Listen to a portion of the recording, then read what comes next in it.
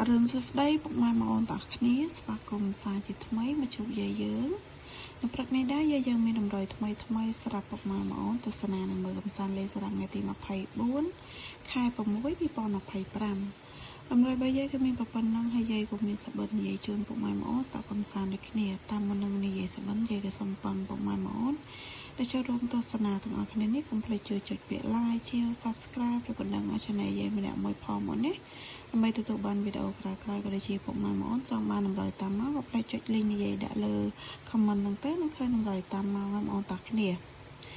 តោះអញ្ចឹងពុកម៉ែបងប្អូនចង់មកស្ដាប់សបិនយាយយប់មិញនេះយាយសបិនឃើញយាយឲ្យបិជើងមនុស្សស្រីម្នាក់ចាឲ្យបិជើងមនុស្សស្រីម្នាក់ហើយយាយក៏មានមកគូដែរហើយបិជើងយាយហ្នឹងពណ៌ក្រហមហើយយាយក៏ឲ្យ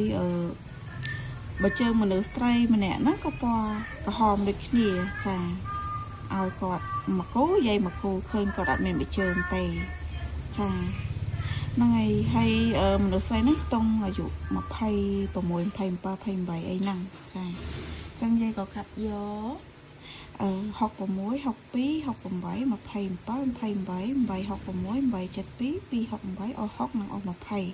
ចាំពុកម៉ែបងប្អូនចេះកាត់លីអីក៏យកតាមហ្នឹងទៅណាចាហើយក៏ជូនពរហេងសំណាងល្អដល់អស់គ្នាអញ្ចឹងវីដេអូយាយក៏មានតែប៉ុណ្្នឹងទេជួបគ្នានៅវីដេអូក្រោយបាយ